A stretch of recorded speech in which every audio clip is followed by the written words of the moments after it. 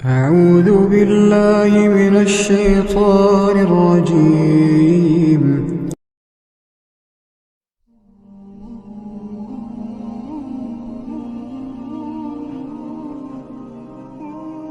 اور حضرت رومی نے جو اقبال کے مرشد تھے کہا کہ دل کو قابو میں کر لو، یہی حج اکبر ہے۔ حج اکبر کر لیا لیکن دل ہی ٹھیک نہ ہوا، کہتے ہیں کعبہ گیا گل نہیں مک دیجئے دلو نہ مکائیے، تو کہا اس کی اصلاح کرو، یہ حج اکبر ہے۔ از ہزاراں کعبہ یک دل بہتر است، ہزار کعبے سے ایک دل بہتر ہے۔ وہ کیسے؟ اس لیے کہ کعبہ بن گاہ خلیل اطہر است، کعبہ حضرت ابراہیم خلیل کی بنیاد ہے اور دل رب جلیل کی گزرگاہ ہے۔ اس لیے اس کی پاکیزگی کا سامان کریں، اس کی طہارت کا سامان کریں۔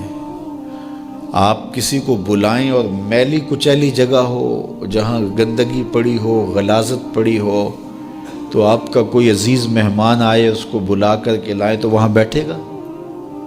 جس کمرے میں آپ اس کو بٹھانا چاہیں اس میں تعفن ہو، اس میں بدبو ہو، اس میں غلاظت کے جگہ جگہ ڈھیر پڑے ہوئے ہوں، تو آپ اپنے مہمان کی نفاست طبع کو اگر جانتے ہیں تو کبھی بلائیں گے نہیں جب تک اس کو پہلے صاف نہیں کر لیں گے۔ کئی لوگ کہتے ہیں جی ہمارا جی چاہتا ہے کہ آپ کو بلائیں لیکن ابھی ہماری گلی بہت گندی ہے، ہمارے گھر میں ابھی کام ہو رہا ہے، جب کام ہو جائے گا تو پھر ہم آپ کو بلائیں گے۔ ہم شادی اس لیے لیٹ کر رہے ہیں کہ مہمانوں نے آنا ہے تو ابھی ہمارے مسئلے چل رہے ہیں۔ یہ کئی لوگ بائی پاس کی وجہ سے شادیاں روکے ہوئے تھے، وہ کہتے تھے وہ راستہ نہیں ہے۔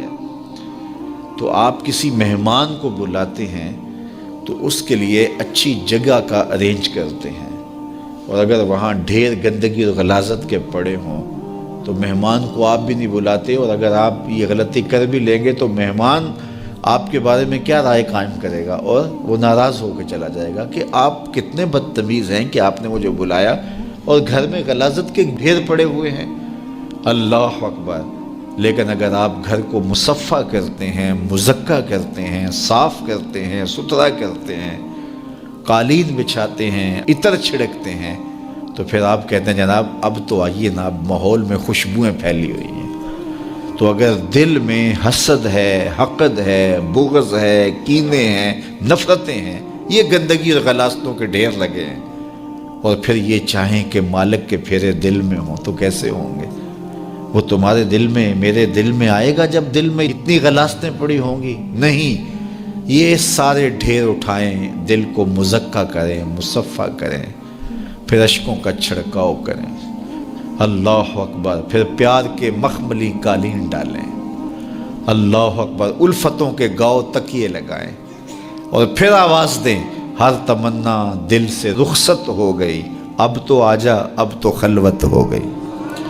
پھر محبوب کو بلائیے تو پھر دیکھیے کہ محبوب جلوہ فراز ہوتا ہے کہ نہیں ہوتا۔ ہماری تو توجہ یہ ہے کہ یہ چہرے کے میل کچیل نکلے، بدن کی میل کچیل دور ہو، ہمارے کپڑے بڑے ستھرے ہونے چاہیے۔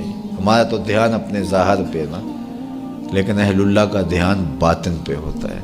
صوفیہ فرماتے ہیں کہ اندر صاف کرو۔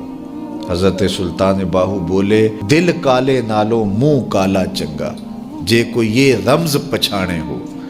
اگر یہ رمز سمجھ میں آ گئی کہ منہ کالا ہو تو کوئی نہیں، دل کالا نہیں ہونا چاہیے۔ ابو لہب کا کیا معنی ہے؟ شعلے کی طرح چمکتا ہوا چہرہ رکھنے والا، اس کو اسی لیے ابو لہب کہتے ہیں۔ اس کا چہرہ ایسا چمکدار تھا تو اس وجہ سے اس کو ابو لہب کہتے تھے۔ تو چہرہ اس کا بڑا چمکدار تھا، دل کالا تھا، جہنم کا ایندھن بن گیا، قرآن نے پھٹکار ڈالی۔ اور ایک وہ بھی تھا جس کا دل صاف تھا لیکن بلال کا رنگ کالا تھا، اس کا اندر چٹا تھا باہر کالا تھا، اللہ اکبر! لیکن وہ تھا کرموں والا، وہ تھا رحمتوں والا، اور حضور علیہ السلام کا متوالا۔